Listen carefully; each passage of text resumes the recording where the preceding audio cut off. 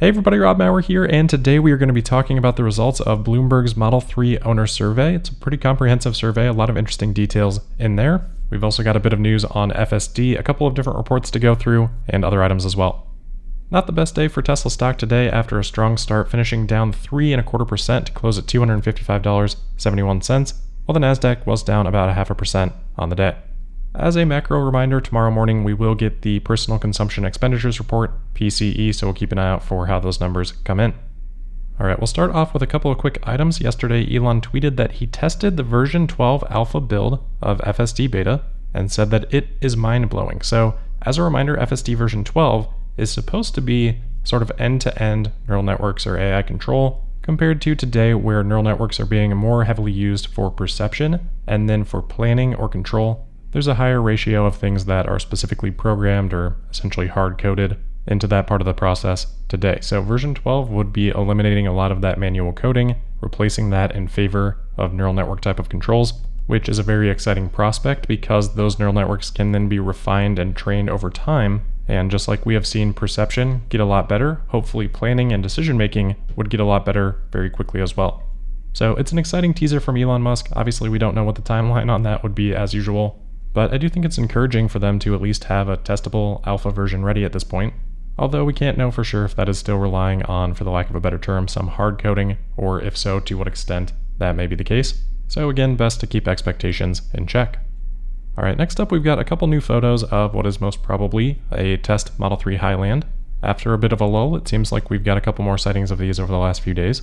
These photos shared on Twitter by Y2K Colin. If we look at the front, you can pretty clearly see that there is a very straight horizontal line in the front fender, as compared to a more downward sloping line on the current iteration of the Model 3. So this would match the one uncovered leak that we had previously seen, but obviously hard to tell too much with the covers that Tesla has got on. There have also been rumors over the last couple of days, and it does seem to be the case, that there is some production downtime right now at Fremont, which shouldn't be too surprising given Tesla's comments on the Q2 call. I still think we're a ways out from any sort of confirmation or details on Highland, but hopefully that all goes really smoothly for Tesla. Alright, speaking of the Model 3, let's get into the Bloomberg Model 3 Owners Survey. So many of you may remember that Bloomberg did a Model 3 Owners Survey back in 2018, 2019 of early Model 3 owners, and it was really insightful because it showed how much people just loved this vehicle, how much better their experience with this car was than their previous vehicles. The results were pretty validating of what was to come at that point in time. And this is also done by Tom Randall, who I've got a lot of respect for. Obviously with the media it's kind of hit or miss, but I think Tom does a good job. And they control this survey with things like vehicle identification numbers, so it should be a pretty solid methodology, more so than we usually see for these types of things. So anyway, this is the follow-up survey. So again, thousands of Model 3 owners, many of whom were from that first survey, so Bloomberg was able to kind of track responses over time, which gives some pretty interesting insights. Now, unfortunately, it's been mired down in focus on Elon Musk and thoughts on Elon Musk. We'll talk about those, but I do want to start with things that are going to get less attention, but are ultimately, I think, quite a bit more important. Starting with the fact that across 5,600 owner surveys, the Model 3 is still receiving phenomenal scores from respondents. So 3 statements here, and then the degree to which respondents agreed with those statements. The Model 3 is enjoyable to drive. I would recommend a Tesla to my friends or family. The Model 3 exceeded my expectations. And remember, because of Tesla's success since then, expectations are probably quite a bit higher now. However, starting with that top question, Model 3 is enjoyable to drive, 4.91 score in 2023 from the survey, which means the average response is a strongly agree. You can barely even see any little slivers of people even saying neutral, let alone disagree or strongly disagree on this statement. Now going down the line, I would recommend a Tesla to friends or family. Again, the average here, strongly agree. It looks like maybe 90-95% or so either strongly agree or agree. That's a really great score, but obviously it's downtrended from the probably untouchable score that Tesla had back in 2019. And then a similar score on Model 3 exceeded my expectations. So overall, 87% of respondents saying that they are considering another Tesla for their next vehicle purchase, 96% saying they're considering an EV for their next vehicle purchase. That means that more than 90% of those that are considering an EV are considering a Tesla. That is a really, really good result. Alright, reliability and service, these are 2 things that Tesla has often faced criticism for. If we look at the scores though, very high marks on reliability, almost all owners saying that they strongly agree or agree that the Model 3 has been more reliable than previous cars they have owned, and that remains the case even when broken down further by category.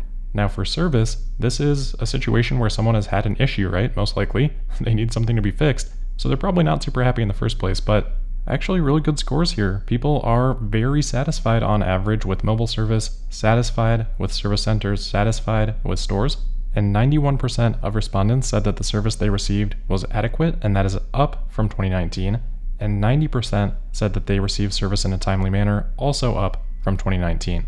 So obviously room for improvement, but I think really good scores across the board here and paints things in a much different and probably much more accurate light than we kind of tend to hear as the narrative of, oh, Teslas are unreliable, or oh, Tesla service is terrible. It's just not the case. These responses indicate that Tesla is very good to even excellent in those categories. A few other interesting things, Autopilot and FSD. Actually, the majority of respondents said that FSD was worth what they paid for it, and most agree that it is a useful feature in its current state of development, and that it improves their safety. Obviously, the responses are more polarized on the FSD topics than some other areas, but interesting to see that. And most feel like Tesla is on the right track with their full self-driving development. Additionally, for Autopilot specifically, Tesla owners reported that Autopilot made them safer drivers. The result there was a 4.2, so an average between agree and strongly agree. For charging, Tesla getting really strong marks here, no surprise, but indicates that Tesla owners are not struggling with any perceived inconvenience from EVs.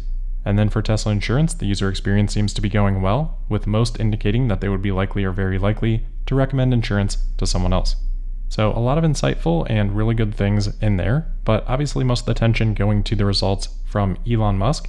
They looked at all of the questions that they had that were consistent between 2019 and 2023. The biggest decline was responses to the statement of, my opinion of Tesla CEO Elon Musk is positive. That was a 4.4 score on average in 2019. That's now dropped to 2.97, roughly a neutral opinion. Most respondents felt that Elon Musk's recent public statements had harmed Tesla's reputation rather than improved it, and most said that those statements had lowered their opinion of Elon. As this chart demonstrates, 91% of owners who said that they would not buy another Tesla had unfavorable opinions of Elon Musk.